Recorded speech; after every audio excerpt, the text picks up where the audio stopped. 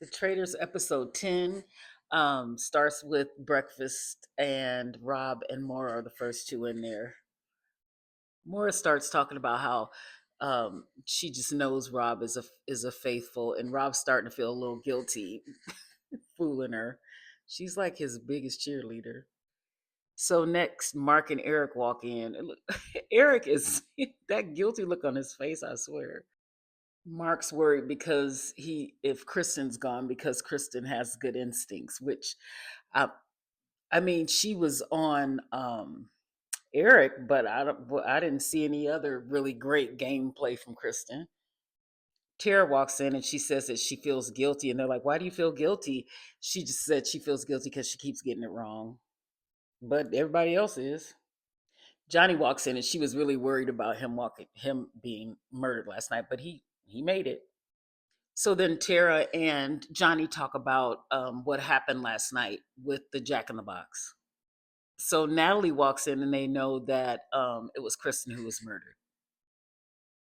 She didn't really seem surprised that she was murdered, and she said that if she did mention if it was Eric, then he did a good job. But really, Eric's not doing a good job. He was just recruited, so. mm. Alan walks in and gives them a hint to the next mission.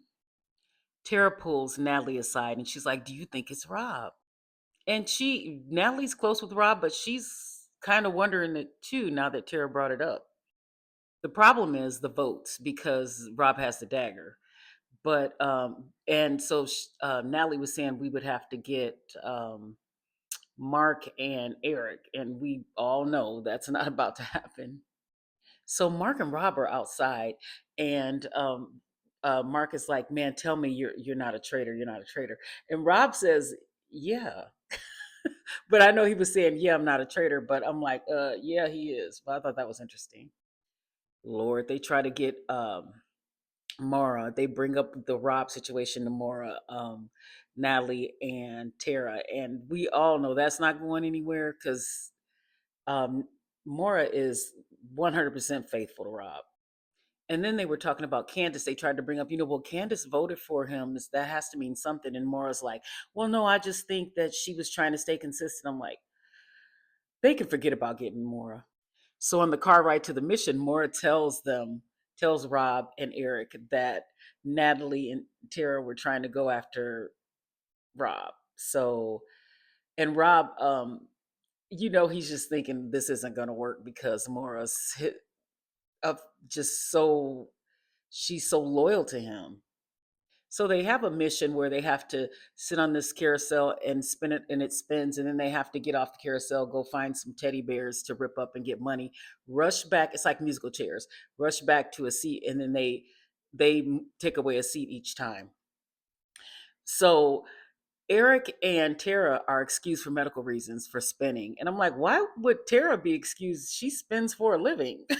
Like, what kind of medical excuse? But anyway, so they have to use dummies, and then they take them off, and they can still play, but they have, I guess, their little penalty time would be to take. They have to remove the dummies before they can run and find the bear.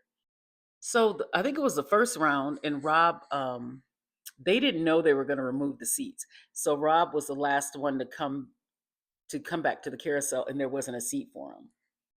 He was all annoyed that he didn't have a seat because he really wants a shield so that they know who to kill. But Robin his eye rolls, I swear.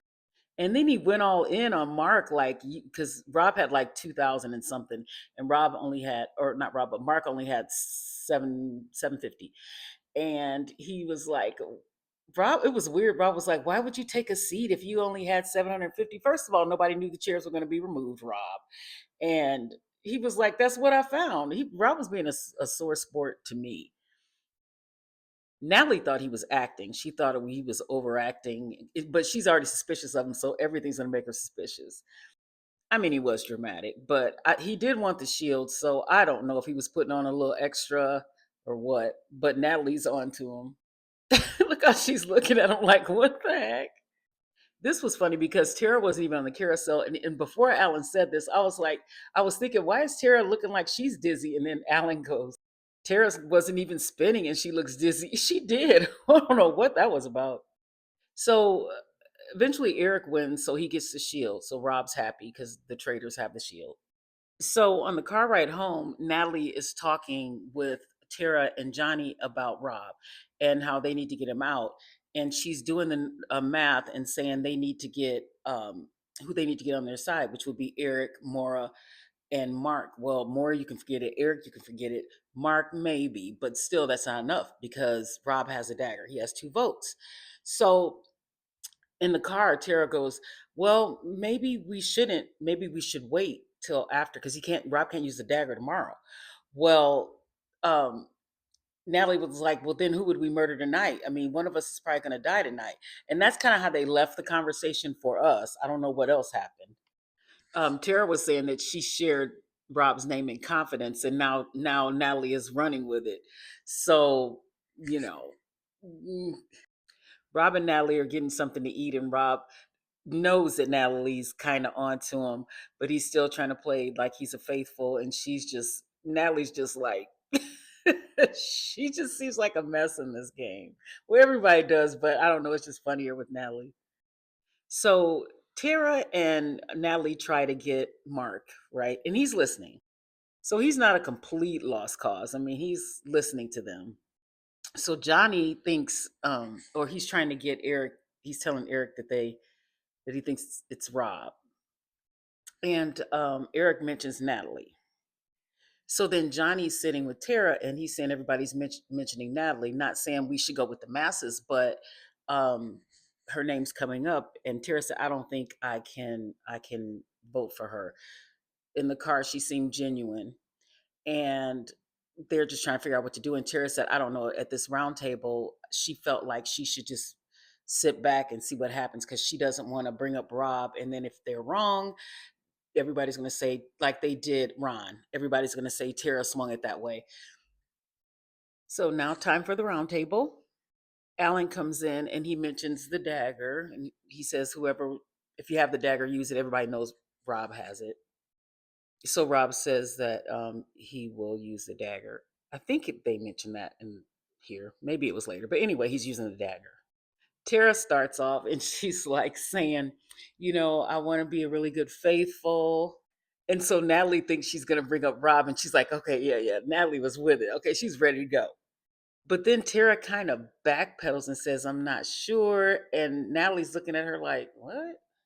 And Tara also said she was hoping someone else would lead it so she wouldn't steer them wrong or whatever. Natalie she was like, what?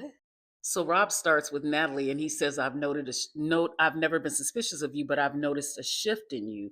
And then everybody starts coming at Natalie, right?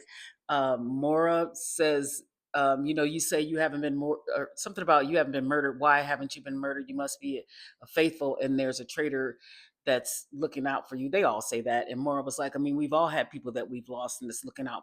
We could say that. And then Mark even brings up something, and it's a point where you can tell Natalie knows that, okay, everybody's coming to her. She's the one that they're going to try to get out.